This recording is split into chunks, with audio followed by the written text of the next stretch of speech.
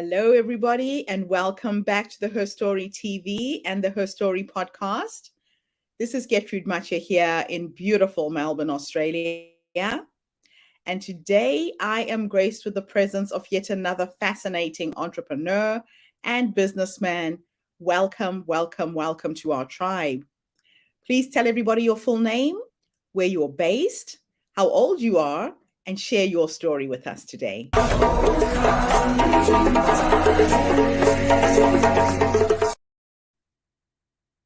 Hello, my name is John Owens. I'm based in the Bay of Islands, North Island, New Zealand, a little place called Paihia. There, I'm 71 years old, and I'm a business mentor, an author, and a spiritual voyager on this planet. So I'm enjoying all of those facets of my life. Where did my story start? In business at 71, I have to go back and say that I really started when I was going back maybe about 40 years, when computing was just coming into being, and I was working away at a small business who happened to have a very small computer. I went in and saw it working. I had no idea what I was doing, but within 6 months, I was writing programs on this computer for the business, for the firm, that they had not been able to do.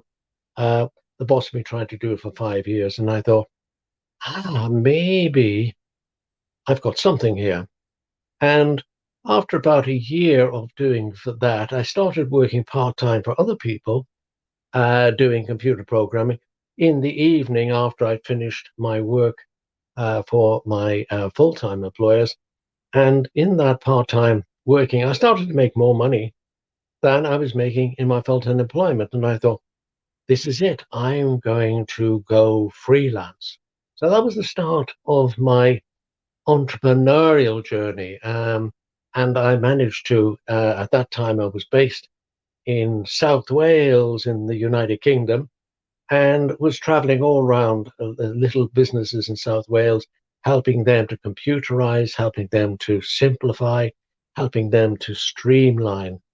And then I got the opportunity to travel to Holland, where somebody wanted me to do some what they call technical writing.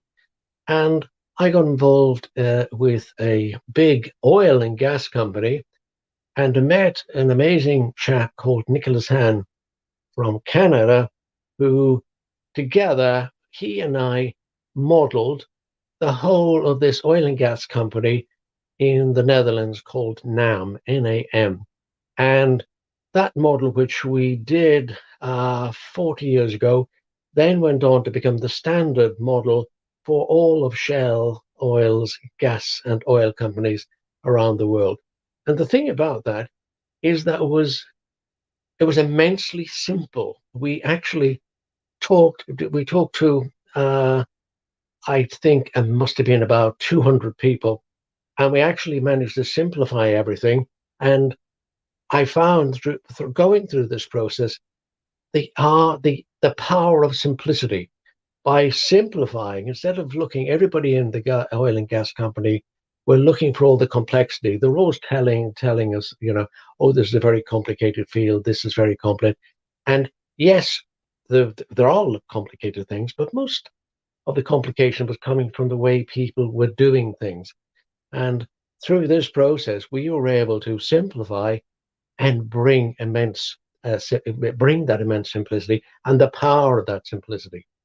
And I stayed in computing for another 20 years, and again wrote a series of books on a technique that I called the integrated modeling method, which absolutely simplified all about computers, computing, data, and information, and got rid of all the complexity, because that's what people reveled in the computing world and the business world, was how complex things were. And they thought that the more complex it was, the higher they should get paid.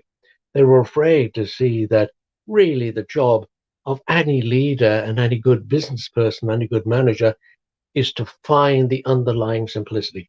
The most important way, the most powerful way of doing anything is in the simplest way possible, because anything over and above the simplest way is adding complexity and for error. Then about 5 years ago, I got the opportunity. I felt that I could offer people more because I was dealing with large corporations and not always able to get to the right people in the large corporations in order to actually change the mindset of many people. And I started just through a great serendipity. I was at a business event with a wonderful young millionaire in Byron Bay. I was at his event, and we went out afterwards, myself and my partner, and some people from the event came in and sat across from us. We started chatting away, and one of them said, "A friend of mine in the Gold Coast, I think you could really help him." So I gave him a ring, and we actually got together with this wonderful entrepreneur on the Gold Coast who was simultaneously running 3 businesses that were turning over about $10 million, 10 million Australian dollars a year. So it was a wonderful little family business. I say little, but it's not bad at 10 million.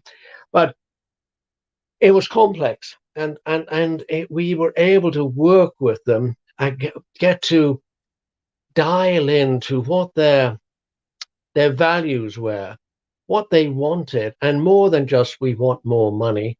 It was what they wanted to bring to their team. They were very passionate about their team, and that made us passionate to work with them. And once again, we were able to bring the power of simplicity. They had 3 businesses, and they were trying to run them all out of one office. And it was very complicated. And we were able to sit down and model them. And we were able to actually, within about a week, we were able to get their whole business up onto one wall where they could actually see all of their 3 businesses and how they interrelated to each other, and how they could remove all duplication. So all of the things which happened in the 3 businesses, we will show them how they could bring together into one place and service all those 3 businesses much more efficiently. We were able to really, and the joy, the satisfaction that myself and Pam, my partner and business partner, got from this was seeing the scales fall away from people's eyes and saying, "Wow, this is simple. This is nice." And that's one of the gifts I have, is that I can see the underlying simplicity in any business, especially other people's. I mean, the only place I can be blind to it is when we're looking at our own business, and that is traditional blindness. Then the other thing, we then worked was about a little bit before that, we got the chance with a local entrepreneur in working in Wellington, and he was writing a book. And myself and again Pam, we sat down and we thought we loved what he was writing, but he was not really getting his energy and his message into the book. He started drifting into a lot of business jargon, and we knew by talking to him in person what his message was and what he had to carry. So we actually ghost wrote the book, got his ideas, then really turned to and we knew the power of what he was trying to get across. So we wrote that, and that book went out and became very successful. But we also learned a great deal from him, especially about family businesses.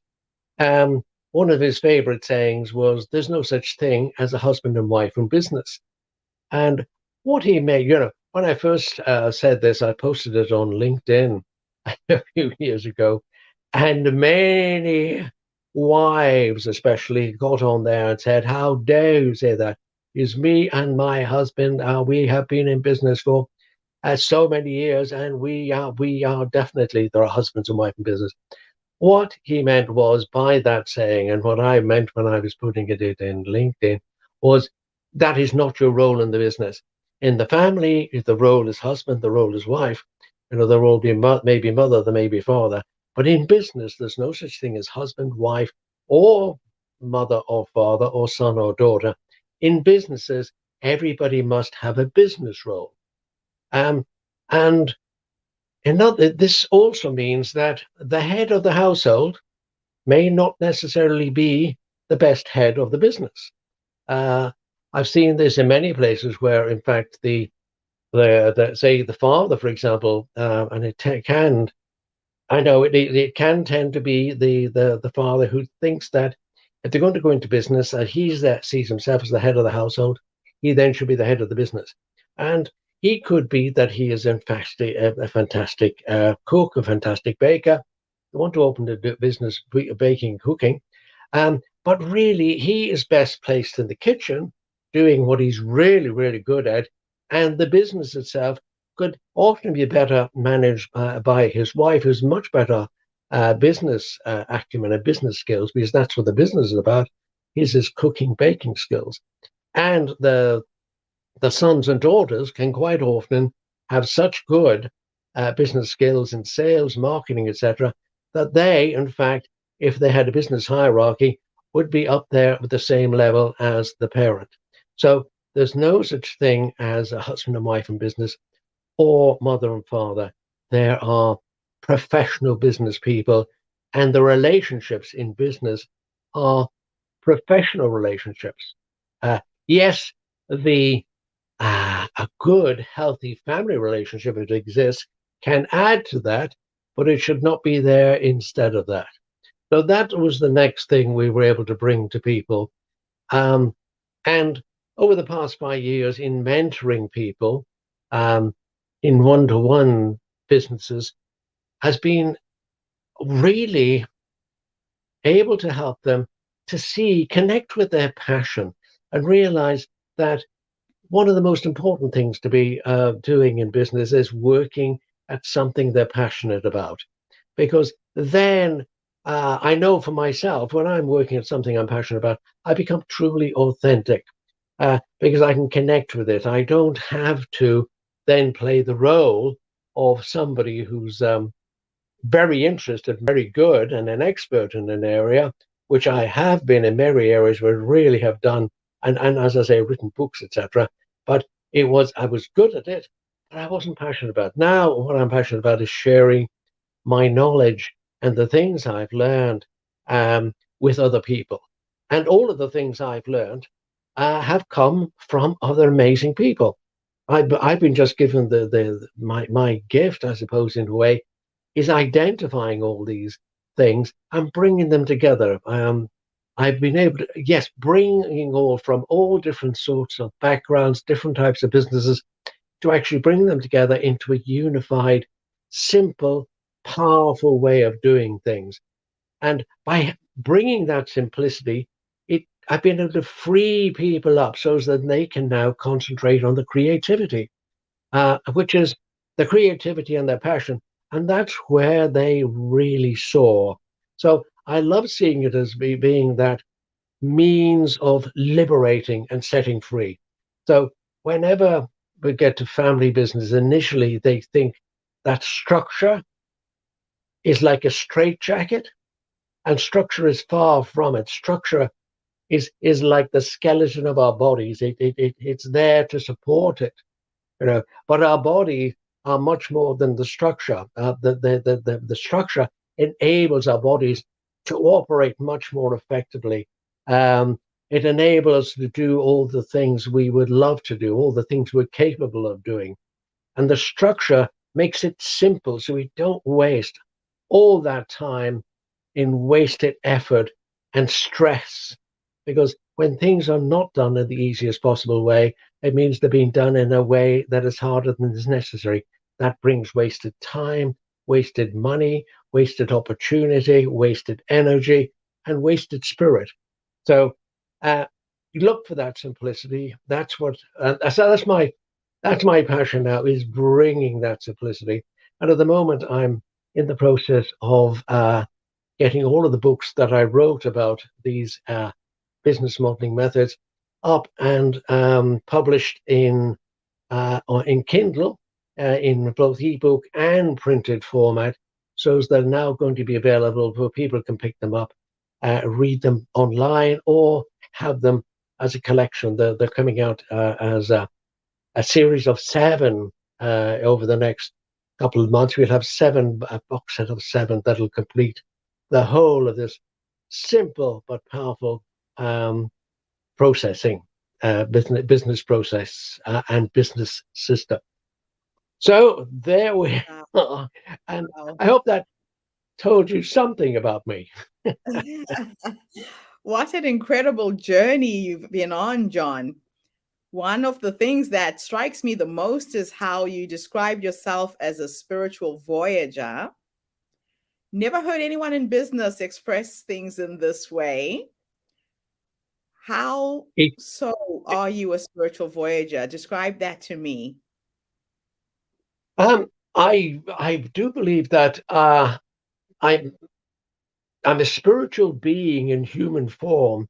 So I do believe that. And I first, I suppose, came to realize that after reading Conversations with God by Donna Neale Walsh. And I thought, initially, oh, this is weird. But then I thought, no, it really is. And so I am a spirit. So I'm having a spiritual being having a human adventure. And the other thing I loved about it was that by my life here on earth, I enable my inner spiritual being to know itself experientially. And I thought, wow, that's exciting. That means I'm there at the leading edge. So even all the things that I may groan and moan at and think this is not fair, it's actually so my spiritual being is not moaning and groaning. It's growing and knowing itself experientially. So by the spiritual voyage, I used to always think the that spiritual perfection was the aim, and I realized, and again only over the past 5 years, that I'm no longer striving for perfection in my spiritual journey, because that means I couldn't grow anymore. If I'm perfect, there's no room for growth, so there's no enjoyment. And the spiritual journey is much more important than trying to arrive at spiritual perfection. It's much more enjoyable. And I especially came agree to this when I was told Abraham Hicks and Esther Hicks was one recording she was doing. It was on a tour going out of Vancouver and talking about the journey is important, not the destination. And people say, no, it's the destination. And he said, well, all of you are on this cruise. Where did you set out from? They said Vancouver. And where will you get when you finish the journey? Vancouver. So if the destination is all that's important, why bother with this journey? Go home now. And then I realized, it is the journey. Yeah, that's amazing. That's absolutely amazing. You're quoting people whose books I've read: Neil Donald Welsh, Abraham Hicks, all to do with energy and where we put our focus, the law of attraction. Yes. Fantastic. So you have lived a life where you simplify processes, by the sound of it to me. You seem to be somebody who's wired to be able to break things down and explain them in a very, very simple way. Now, if I could take you back, let's pretend that time is an illusion. Time is a construct that we have put together as human beings. So we get to work at 9 o'clock in the morning and finish at 5. But if time didn't exist and you could go back to that young man who was starting his career, picking up this thing called a computer, not even sure what it was, but now we know, and is one of the most powerful technological inventions ever. If you could go back and give that young man 3 nuggets of wisdom based on what life has taught you. This podcast attracts a lot of youth who are feeling lost, they don't know what to do with their careers, what 3 nuggets of wisdom could you share? I suppose the first one, and probably won't want to hear this, but it's the journey is important. The journey is enjoyable. Uh, the act of growing is important. The one thing I hated doing when I was setting out was getting things wrong. I thought I always had to be right. Um, and now I've learned that, in fact, if I'm always right, there's no room for growth. So by always trying to be right, I could never admit I was wrong. If I wasn't wrong, I could never learn. And I have seen times in the past when there was something I didn't know, and I didn't want to ask because I had to admit I didn't know, and it stopped me learning. So that's the first one. First of all, yeah, you don't have to know everything. It's actually find your passion, find something. And that's what I was passionate about when I got connected. Find something I was good at. I really connected with computing because I learned the simplicity. I, I, and serendipity. I'll just quickly go through this. I started working with computing. I saw this computer. Nobody told me how it worked. I had to read the book. They said, it'll tell you in this book. I read that book 7 times before I understood any one thing. But before I read the book, about a week before, I'd finished a book called Use Your Head by the guy who invented mind mapping. And he in there said, on a technical book, do not read it in detail, scan. 7 times I understood one thing, and that was just 5 lines. And from those 5 lines, because I had approached it, I built a career. It's amazing. So I started with something very simple, but I connected with the passion. Find something you're passionate about and be willing to learn. Don't be afraid of getting it wrong. That's the second one. Don't be afraid of getting it wrong, because by getting it wrong and not being afraid, don't see getting it wrong. It's not getting it wrong. It's really, I know it's an awful thing. People say there's no, it's not a mistake. It's a learning opportunity. I hated people saying that, but really it is. So we could find a better way of saying it. But don't be afraid of mistakes. I was, and it really held me up until I was able to say, I'm wrong. And the other one was that work with your passion, the money will come. I was obsessed about earning money. I thought money would make me happy. What I've learned is the reason I thought money would make me happy was because it would make me feel good.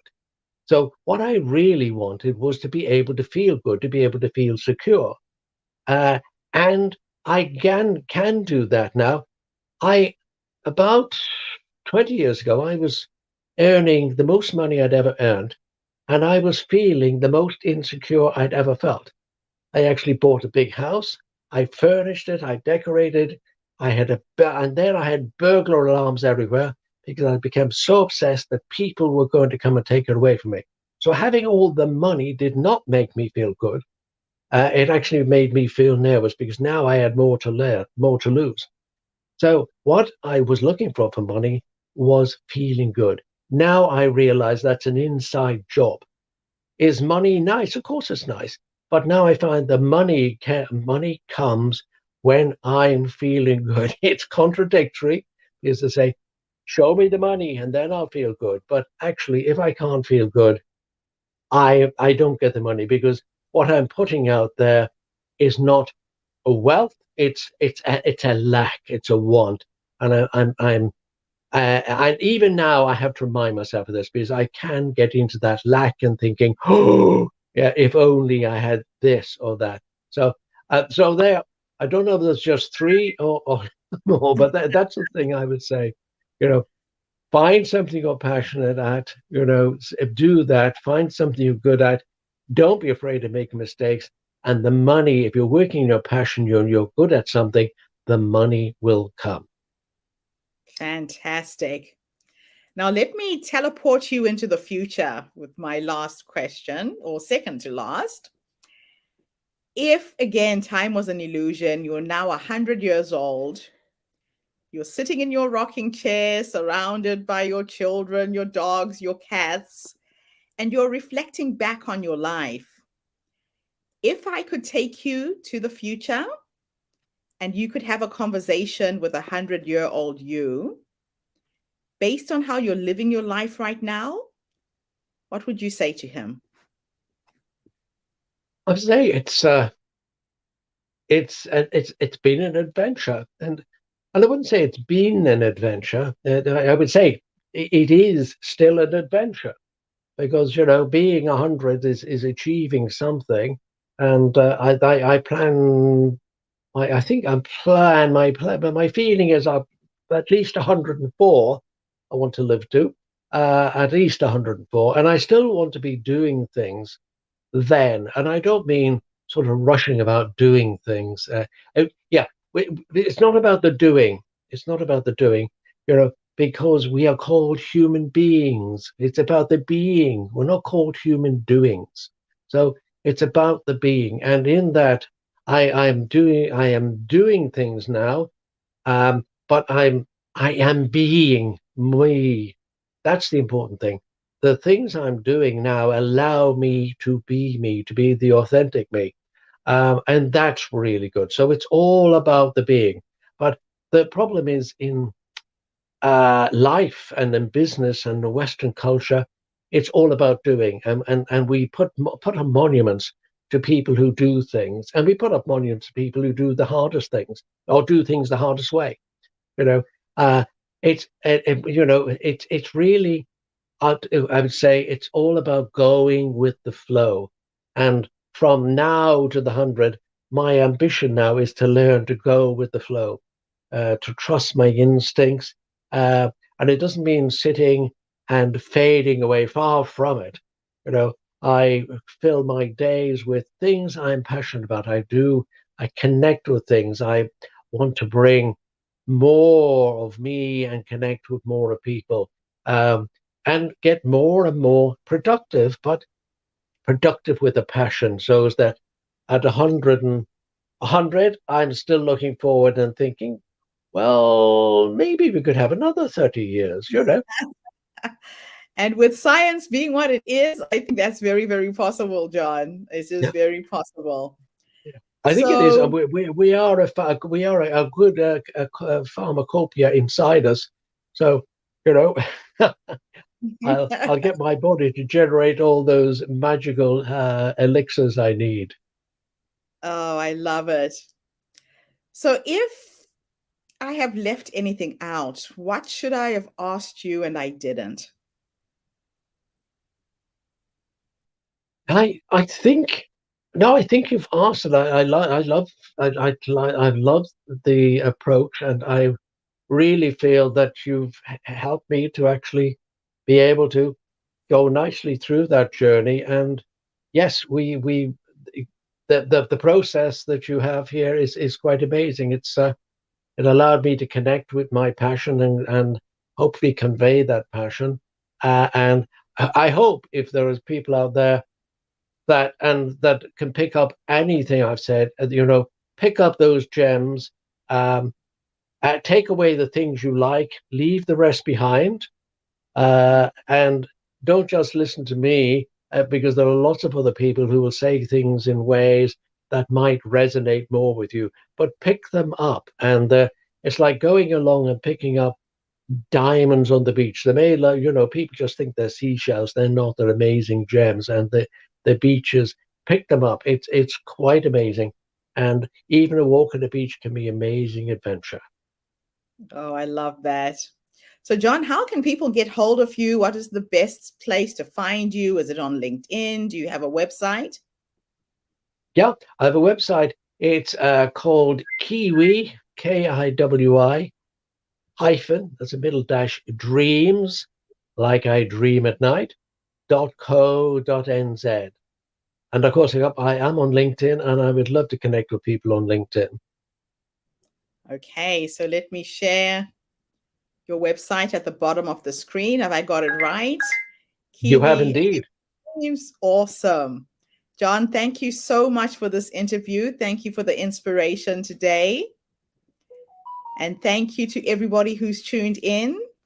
The Her Story movement is attracting some pretty phenomenal people who think outside the box, who bring their knowledge and their wisdom and share. So come back again tomorrow when I interview yet another amazing guest. In the meantime, have a fantastic day, morning, or evening, wherever you are in the world. And John, thanks again for this interview. Thank you. Bye-bye. Bye for now, everybody.